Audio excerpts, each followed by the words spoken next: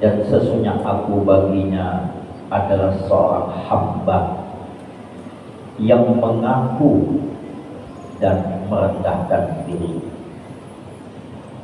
Bapak dan ibu-ibu yang berbahagia, kaum muslimin muslimat rahimakumullah, sebagaimana yang kita sampaikan pada pertemuan yang lalu, apa yang disampaikan dalam syair ini ya, itu banyak hikmah, banyak pelajaran yang bisa kita petik, yang bisa kita ambil ya. Sebagaimana pernyataan beliau, wa inni lahu abdun. Nah, kita sudah jelaskan tentang hakikat hamba itu. Selanjutnya uqiru wa akhdam. Hamba yang uqiru, yang mengaku. Mengaku di sini dijelaskan yaitu mengaku memiliki kesalahan, mengaku lemah, mengaku memiliki banyak kekurangan. Dan ini yang penting bagi seorang hamba. Jangan sebaliknya, merasa hebat, merasa mampu, merasa kuasa, merasa tahu, pokoknya merasa yang lebih itu. Malahan itu yang tidak disenangi. Yang Allah senangi adalah bila seorang hamba itu mengaku lemah. Itu wujud namanya hamba, itu benar hamba. Mengaku tak kuasa, mengaku banyak kesalahan, banyak dosa. Di dalam hukum di dunia ini saja, bila ada orang bersalah lalu mengaku, itu ringan kok daripada yang kada mengaku tuh. Banyak tetap bukti jelas bersalah. Ada pengurangan hukuman, dianggap tidak bisa diajak kerjasama, habis bahasanya. Padahal jelas salah tapi kada mengaku. Yang hebatnya lagi, mengaku punya kekurangan, minta tolong ditutupi, lebih hebat lagi.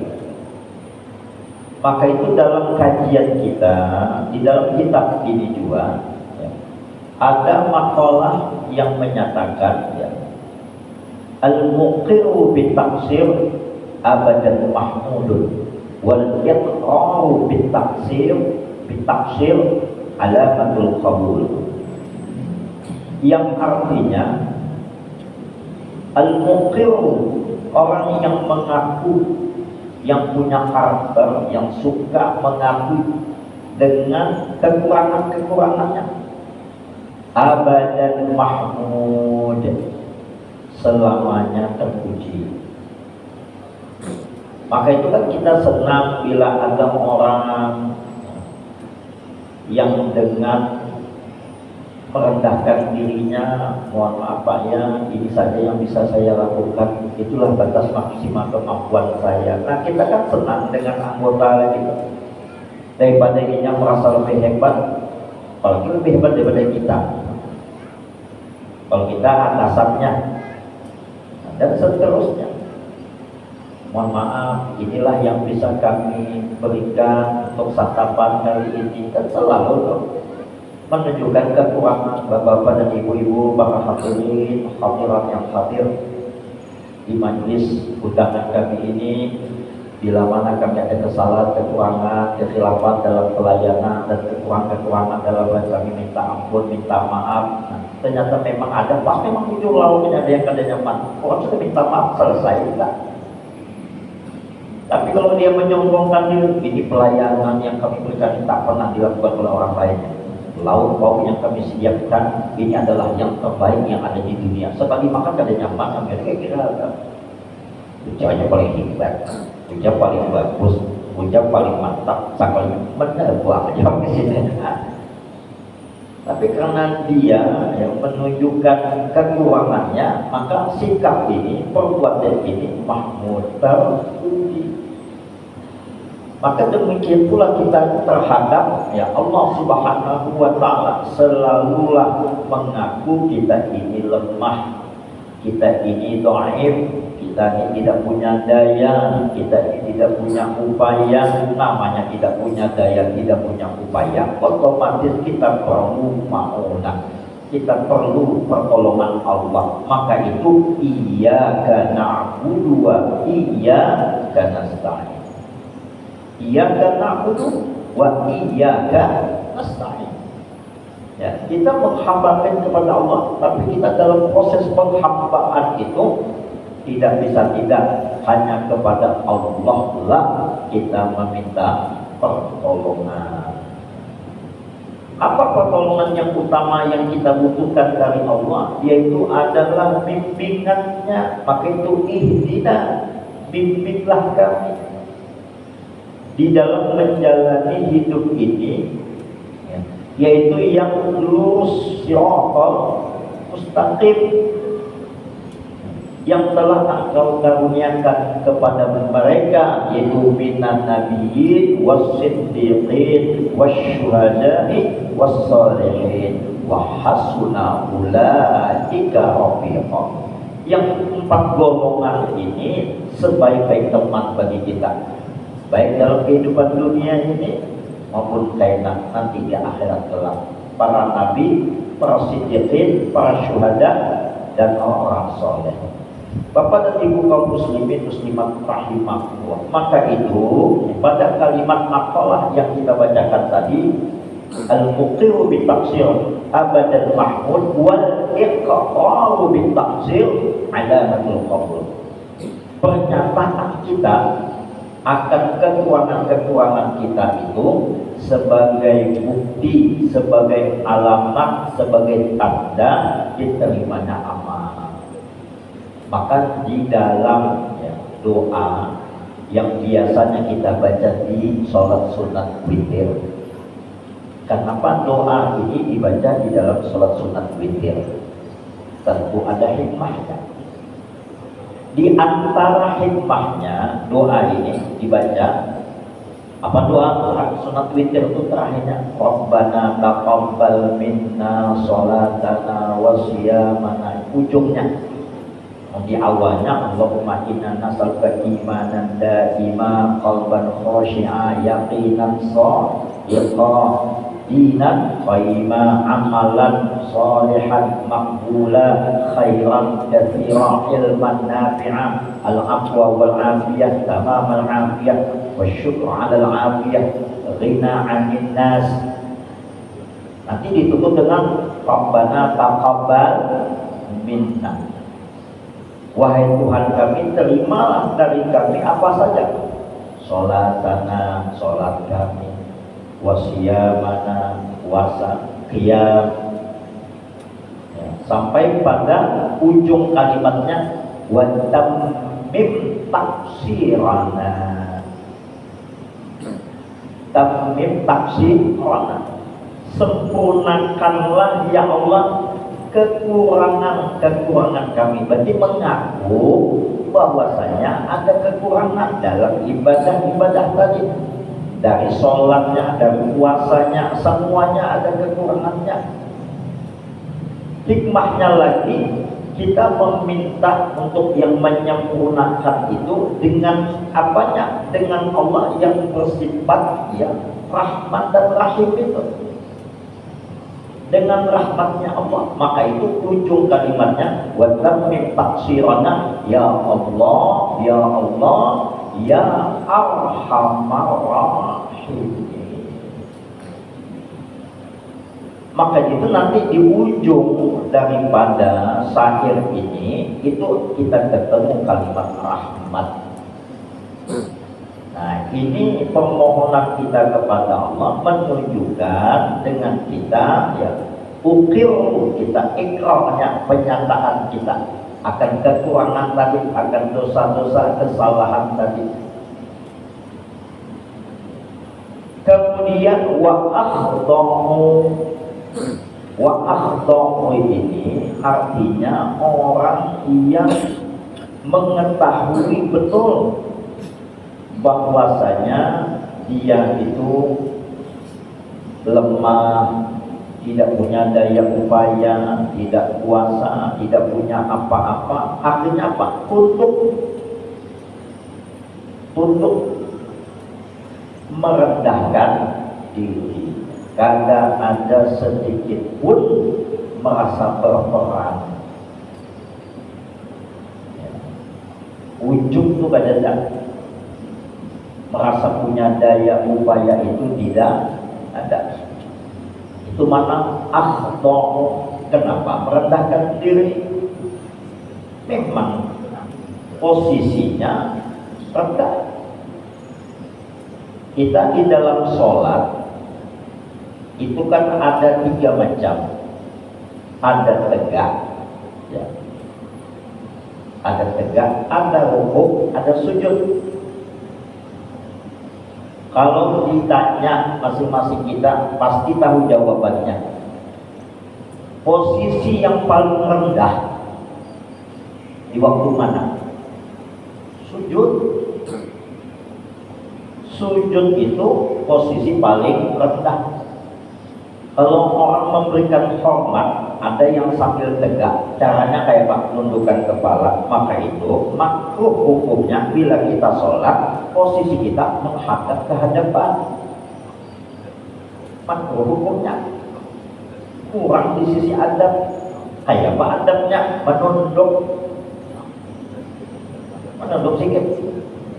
Kamu lagi deh, pasti nunduk.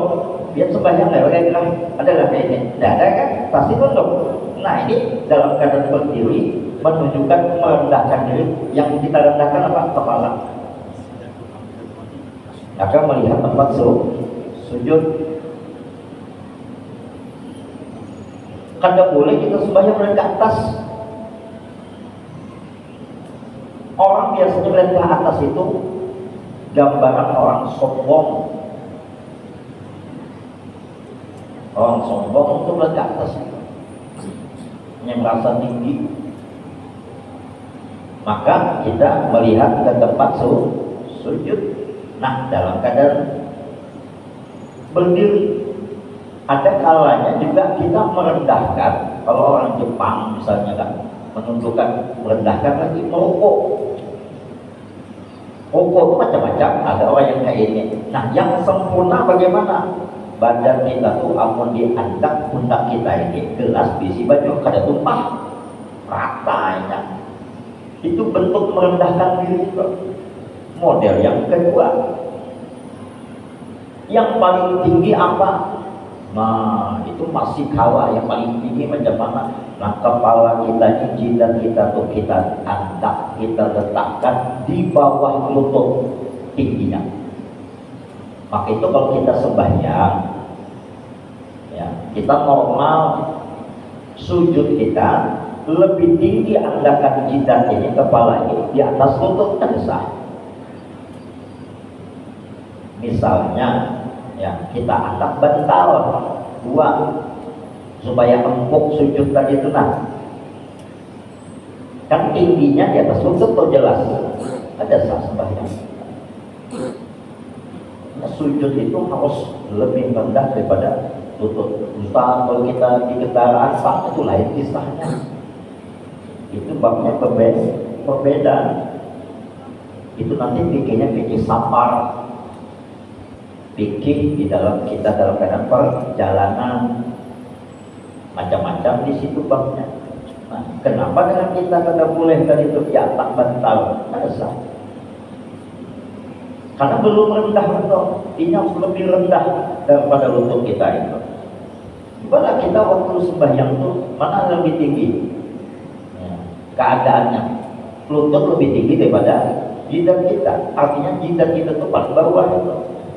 Jadi kalau ada orang sembahyang seperti naik, misalnya di belakang sana ada tangga atau menghadap ke kiblat, ya di bawah, sujudnya di atas, ada sah sembahyangnya.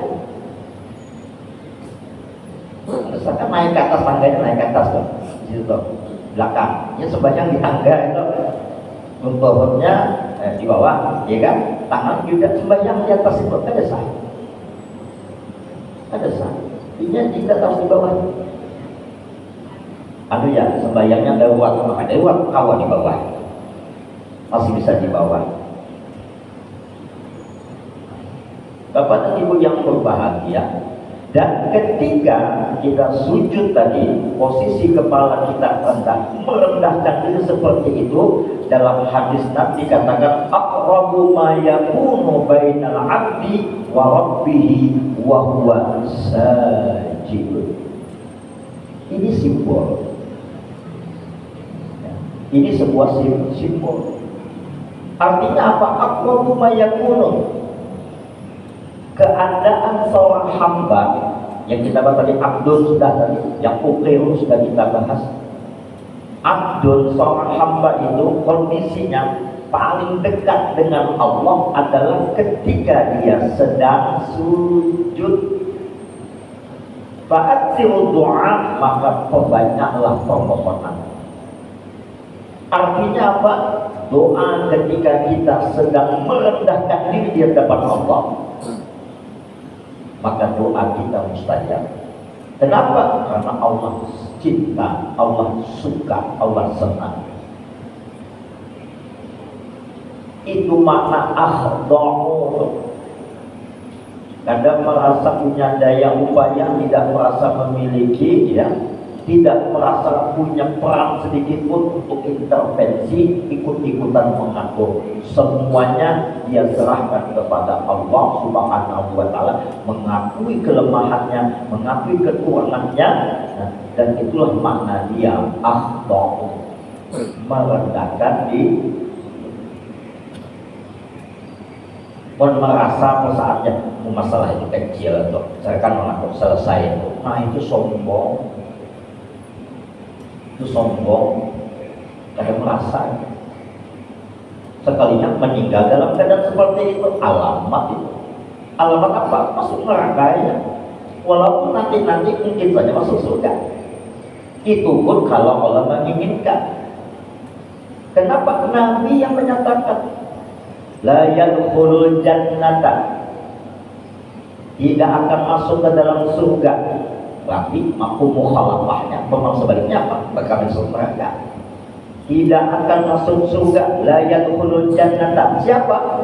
Man kana fi qalbihi, orang yang di dalam hatinya terdapat mithqala dzarratin min kibri, terdapat di dalam hatinya kesombongan sekecil biji zarah kesombongan.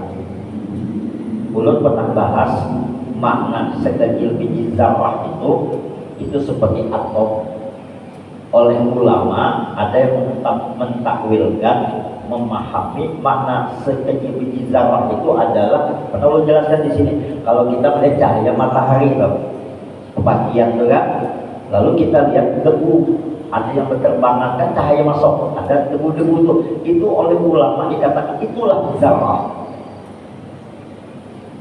Amun dilihat dengan mata kepala kita kan kelihatan, tapi karena ada cahaya yang kelihatannya, itulah zarah. Sekecil itu kesombongan di dalam hati seseorang, la yadkhulul jannah, kadang-kadang masuk surga, kecuali dia bertaubat sebelum kematiannya menjemput. Maka itu kita jangan tertinggal senantiasa doa selamat itu.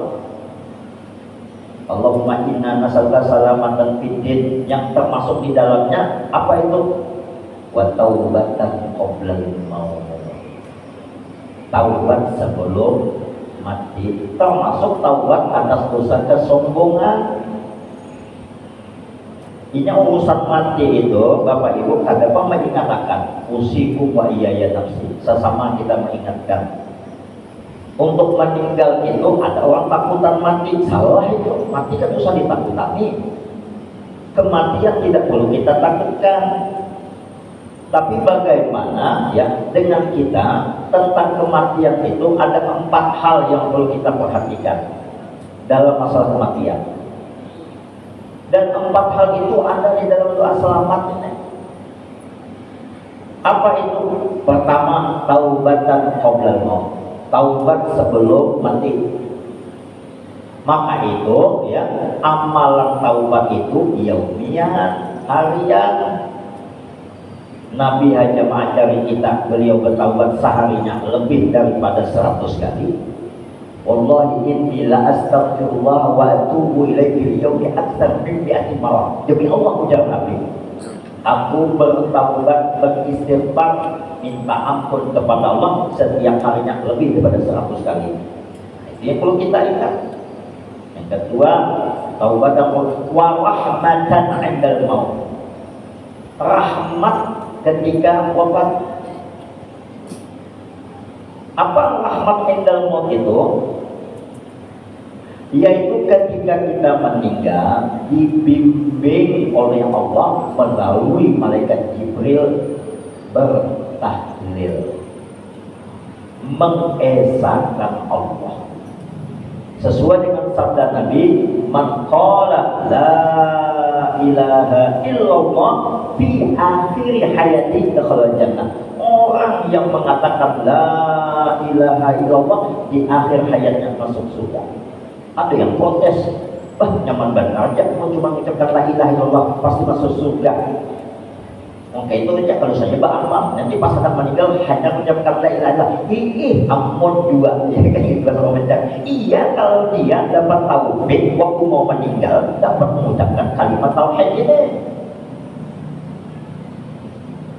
Siapa yang bisa menjamin coba dengan kita yang hati Rasulullah, siapa yang menjamin pas hendak meninggal bertauhid? Kawa mampu mengucapkan la ilaha illallah. Adalah yang kita menjamin. Maka itu doa kita di antara Rabbana la tuzigh qulubana ba'da idh hadaitana wa hab lana min ladunka rahmah. Ujar Rasulullah, sudah pendengar nih, ceramah Rasulullah di sini. Rahmat di situ apa? Waktu sakrat, waktu hendak meninggal itu, ya.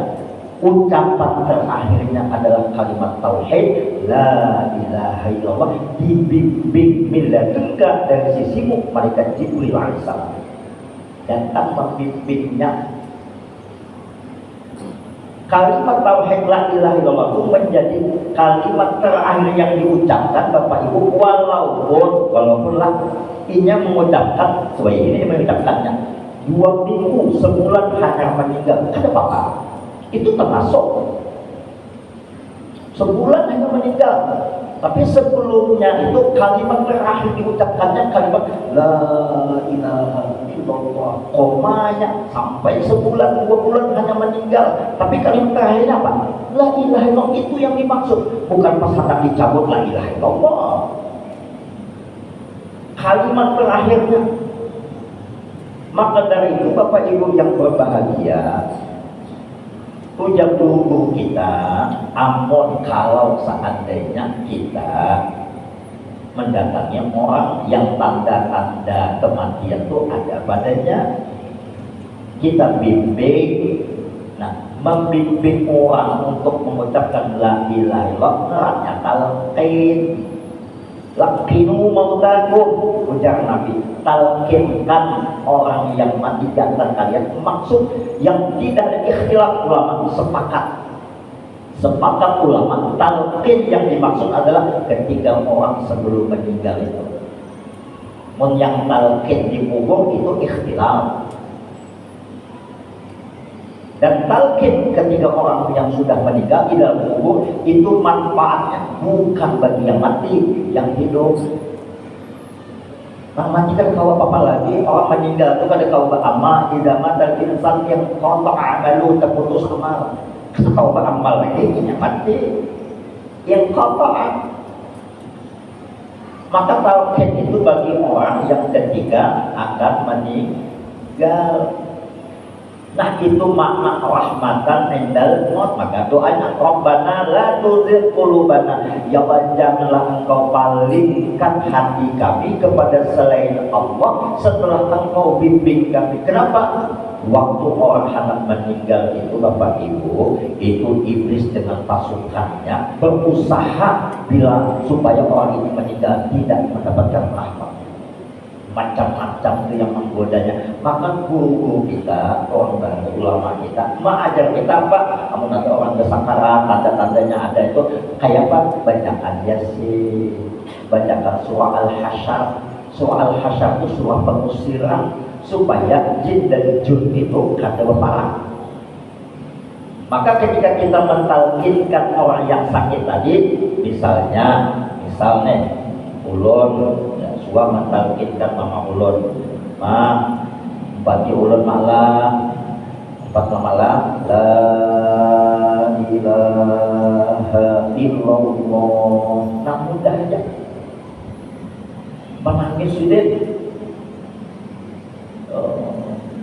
ada marah, tapi ulun yakin sih mengucapkan menangis. Sudah cukup dan tinggalkan. Bukan seakan-akan gula itu berarti ada ujung merasa kita yang kawal membimbing, kita hanya bersyariat. Itu caranya, serahkan Allah ya dengan kehendaknya untuk membimbingnya sehingga kalimat terakhirnya dan kalimat tauhid itu. Yang bahayanya sudah ditalkinkan, pengumpulan dekat kepala almarhum berkisah macam-macam. Ada yang parah lagi, sudah ditalkinkan oleh Ustaz, tidak tanya, maaf lah ya, kunci anu di mana mak? Nah ya Allah, kunci takutnya sawat sini menyambat anu jadi bawah lemari anu pas meninggal. Berarti kalimat terakhirnya apa? Di bawah lemari. Ada lagi la ilaha illallah.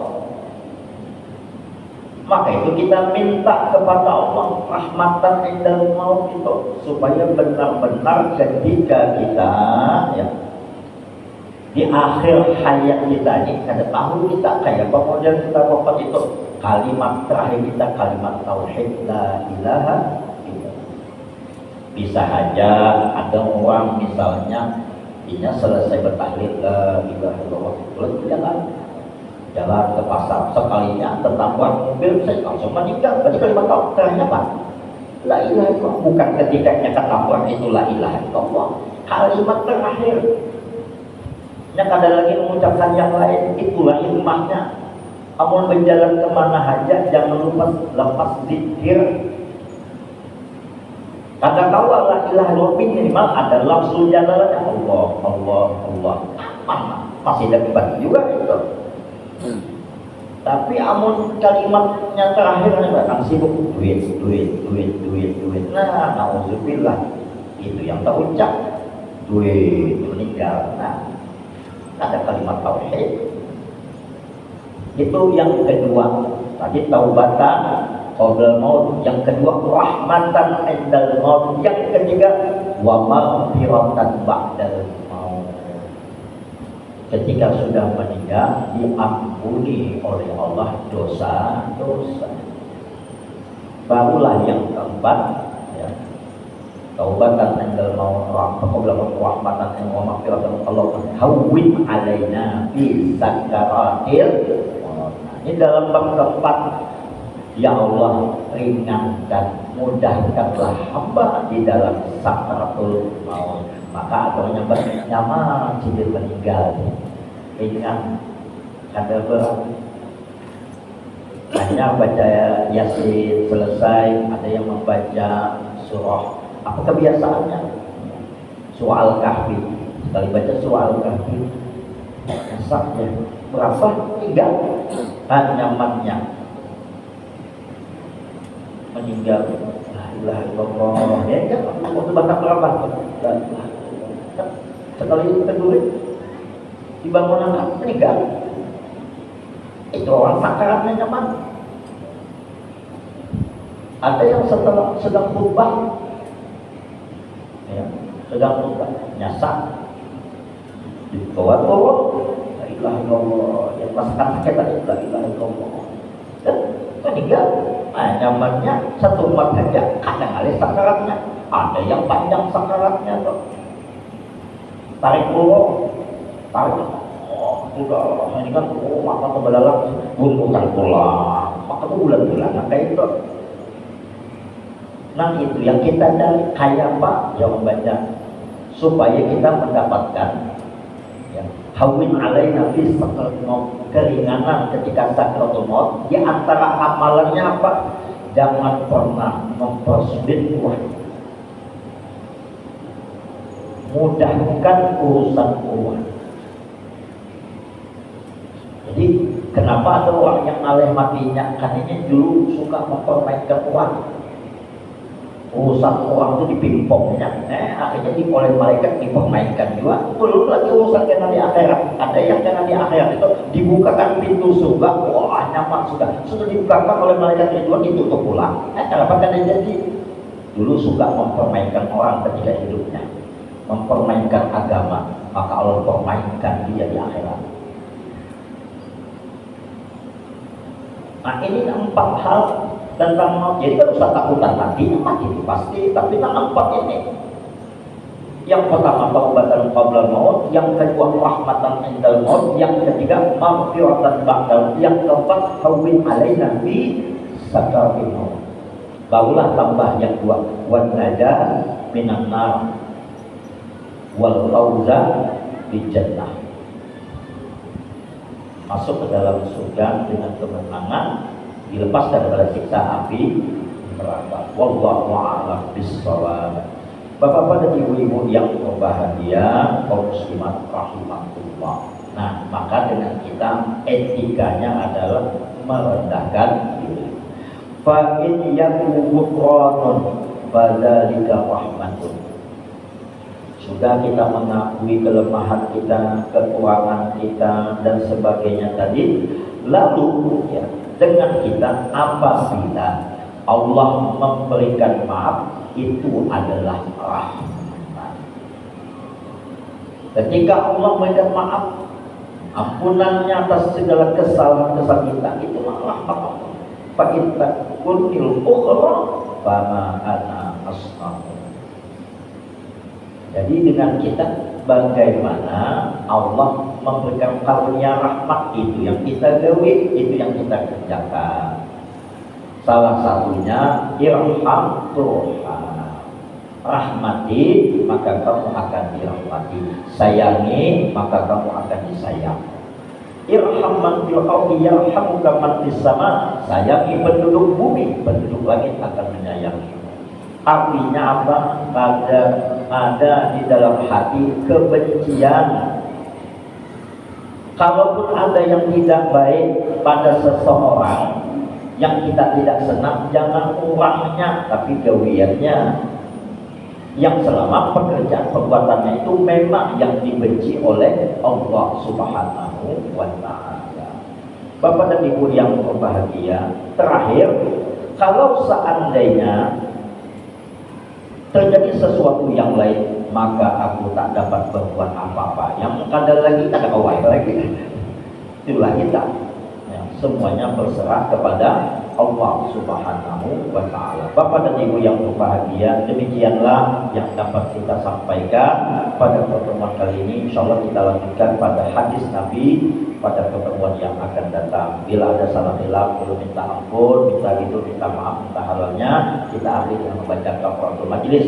Bismillahirrahmanirrahim. Subhanallahumma wa bihamdika asyhadu an la ilaha illa anta nastaghfiruka wa natubu ilaik. Walhamdulillahirabbil alamin. Assalamualaikum warahmatullahi wabarakatuh.